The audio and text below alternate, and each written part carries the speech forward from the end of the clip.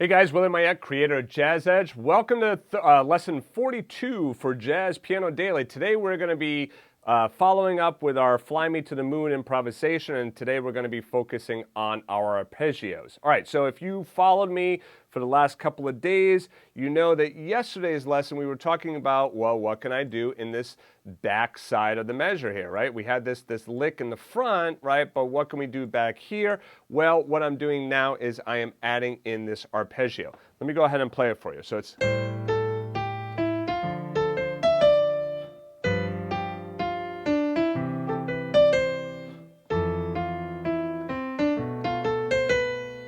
then the last part is...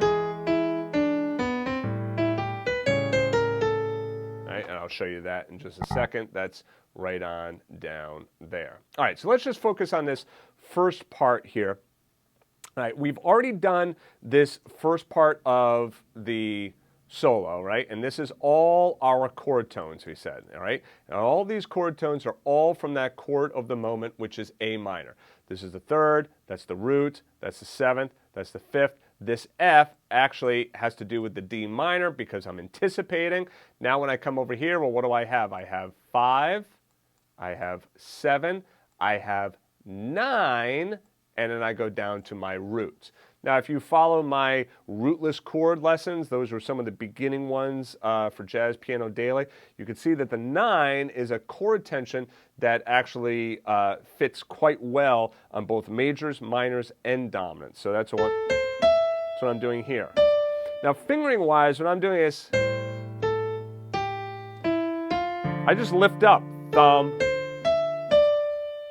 Okay? Now, if you wanted to, you could also cross underneath. So, second finger on the F, cross underneath, second again, 4 to your middle finger. Now, what I like about this phrase right here is look at what's happening right here. This is starting to be the magic of jazz, right? And really the magic of improvisation. Improvisation is all about weaving lines. And it's not just moving in one direction, kind of going up or going down. So it's not like...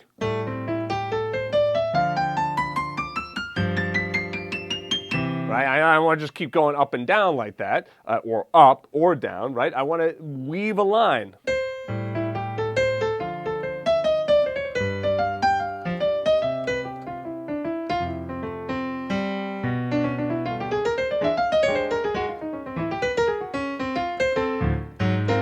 Right, so I want to be able to weave these lines in and out.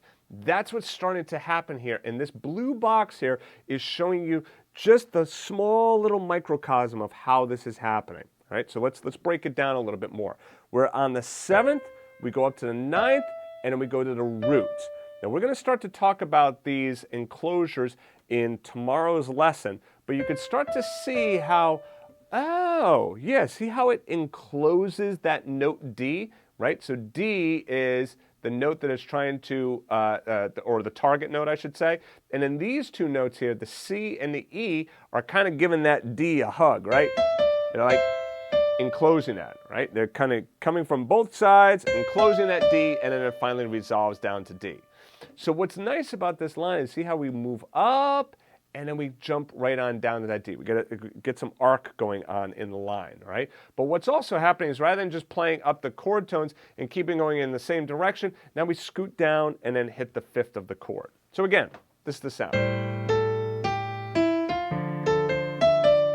For the G, on the C, same thing, 5, 7, 9, root. Okay, now let's move on. Keep going, the F. B minor 7 flat. Now on the B minor 7 flat 5, I go to the flat 9 there before resolving down to the root. Some people like the natural 9 on a minor 7 flat 5. It really kind of depends on the chord and it depends on the situation. I find that the flat 9 sounds better here in this particular setting, but sometimes the natural 9 sounds better on a minor 7 flat 5. So sometimes you're just going to use your ears for some of this stuff. Let's move on to E7.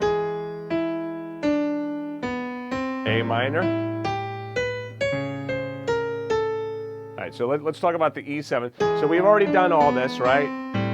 And then now on the A7, right, so I have the 5th. Let me write it in here for you. So here I have 5, I have 7, I have 9 on my A minor 7. And then when I go to the A7 flat 9, see how I'm using the first 4 notes of my A altered scale. That's the 3rd, that's the sharp 9, that's the flat 9, and that's the root, okay? So that's 3, sharp 9, and then I have flat 9, and then I have the root, okay? Oops, I know it's kind of hard to see it, but you get the point, all right? 3rd, sharp 9, flat 9 to the root. Also notice, anytime you see these numbers here, like number 30, that means go back to Jazz Piano Daily, number 30, so I'm talking about the altered scale. All right, so let's do this whole last line right here. Okay, let's do all of this before we play it with the band. Here we go.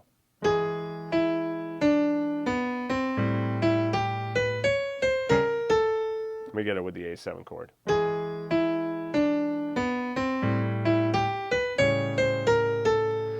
Fingering-wise, I'd say 2nd finger and then cross underneath, thumb, 2nd, middle, 4, and then I go down to 1, 3, 2, or 4, 1, 2, 1, okay?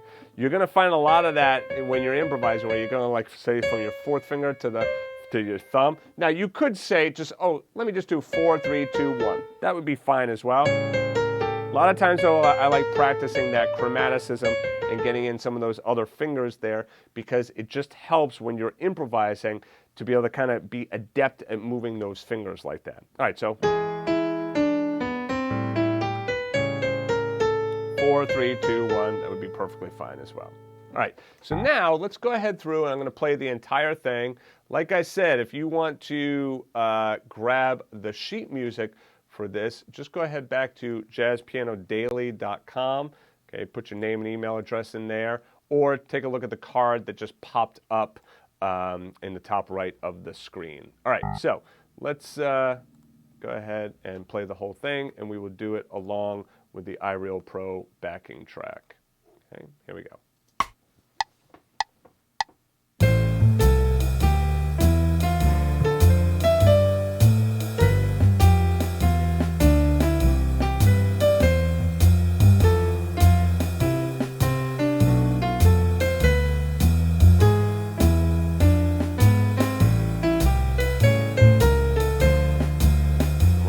Measure, right? So I mean, right there, you can hear that's pretty slick, all right? And especially like let's say we bump this up to like, I don't know, like you know, the band wants to play it fast. We're going to put it up at 150. Here we go.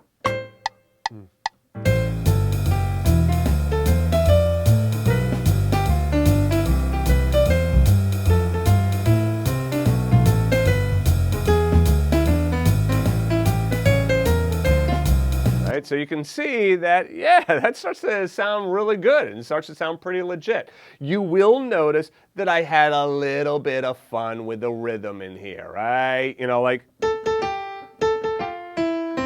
know, I might play like that first note twice, okay? This one right here, that A. And then on the G7, I kind of wait. All right, so I could kind of mess around with these rhythms. So you don't have to feel as though you have to play the rhythm exactly as written, all right? I would start with that first, okay? But then just start to freely, you know, bring in your own rhythms. Remember, when you're learning improvisation, you want that structure, all right? So I'm providing you that structure. And if you go back to JAZZEDGE, oh my goodness, there's a whole bunch of structure in improvisation. In fact, the Confident Improviser course found back at JAZZEDGE. If you're looking for a step-by-step improvisation course, look no further. And I don't always do a great job with the marketing. I got to put up all of the testimonials that students have written about the Confident Improviser because it is truly just a spot-on program if you're looking for that step-by-step improvisation help. Anyway, what I was saying is that, you know, the first part of it is having that pedagogy, having that curriculum and knowing what the step-by-step is, all right? But the second part of that then is on you, right? So now you need to take the stuff that I'm giving to you and then you need to try playing around with it, right? Now you could just play it exactly as written, but if you always just play it exactly as written, then it's going to sound like an exercise. If you want it to be more in your bones and in your soul and spirit, then you really want to take these exercises, play around with them. Don't worry, there's no jazz police. You're not going to get arrested if you make a mistake. It's absolutely fine. Feel free to make those mistakes. And in fact, if you're not making mistakes, you're not going to develop as an improviser. All right, that's it for me. I will see you guys in the next lesson. We'll deal with enclosures. Take care.